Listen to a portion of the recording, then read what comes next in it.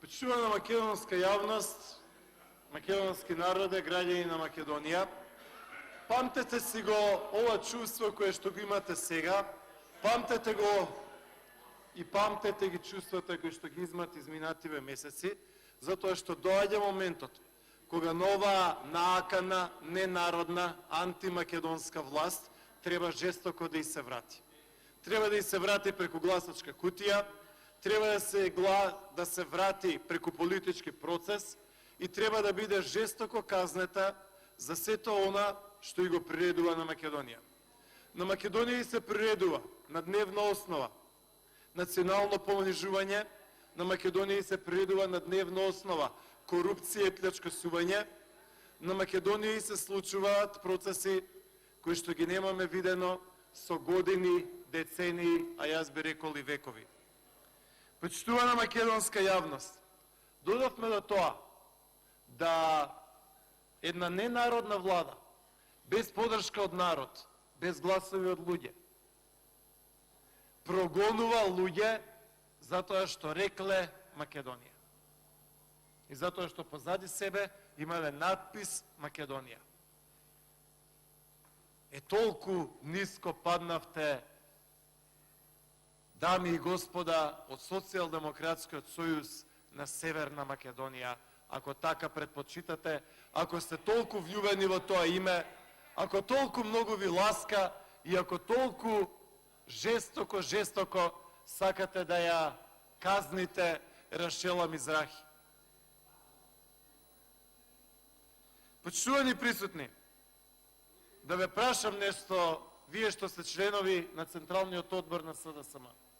Кога, господине Спасовски, како поранешен генерален секретар на СДСМ, ќе си го смените името на вашата партија, затоа што сте горд и влюбен во тоа што цело време го верите Северна.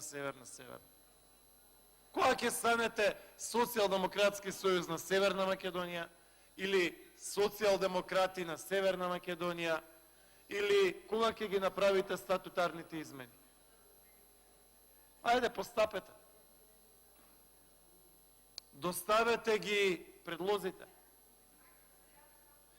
Дали, господине Спасовски, првата задача на вашава екипа во Министерство за труд и социјална политика, откако ќе разрешите Рашела Мизрахи, ќе биде ритуално спалување на таблата кај што пишува Република Македонија? Дали вие, Спасовски, и вие тука, негови поддржувачи од СДСМ, ќе ги набркате сите оние ракометари кои што викаат Македонија? Нашите кошаркари, нашите фудбалери? Дали ќе ги избркате од армијата на Република Македонија оние војници или оние полицајци од полицијата кои што пеат за Македонија? Ќе ги избркате сите? И од ЕБР, и од специјалните единици, и од оние момци низ цела Македонија кои што кога пеат велат Македонија? Вие може да го корнете македонецот, и да, тоа го правите биолошки со овој екзодус, но тоа е пиреј, ке потера. И затоа немој да се чудите, дами и господа, зашто после народ 10 години Абер нема да има да ве гласа. Затоа што нема еден град тука, еден град нема овде кај што сте наредени, кај што ќе победите. У Куманово нема да победите, нема да победите у Доброшане, нема да победите у Табановце, нема да победите у Перо Чичо, нигде нема да победите.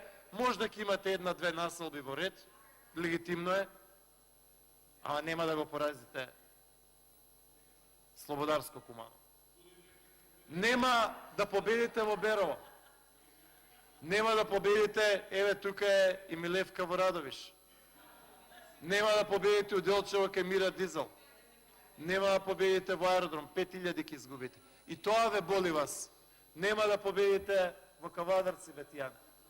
Не можете тоа да го надоместите. Во Виница исто така нема да победите. Во Македонски Брод Абер нема. Повелете. Мислам, не е коректно на колега да ми се обратиш. Се надимак.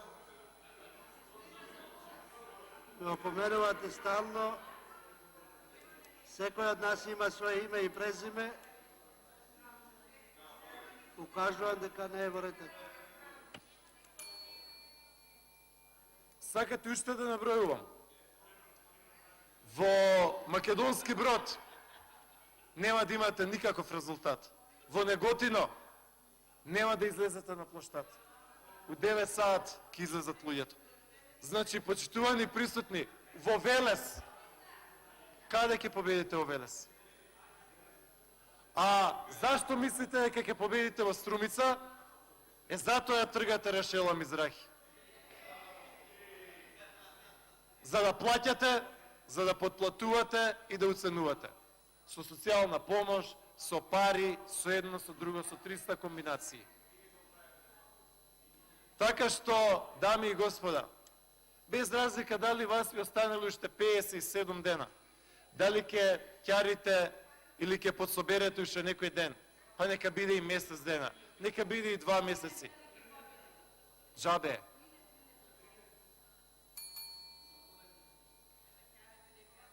И вие може да се гордеете со оно што го приредивте на Македонија, на македонскиот народ и на граѓаните на Македонија. Вие може да се гордеете и да се смеете, може и да се кикотите, може да дофрлате со овие срамни седници до 3 сабајле, каде што уценувате луѓе по канцеларии, каде што прогласувате победа врз Македонија, каде што казнувате луѓе затоа што рекле Македонија. Но тоа ви е, дами и господа, едно прилично окупаторско однесување. Тоа е едно прилично окупаторско однесување кое што нема да помине. Почитувани присутни, ќе дојде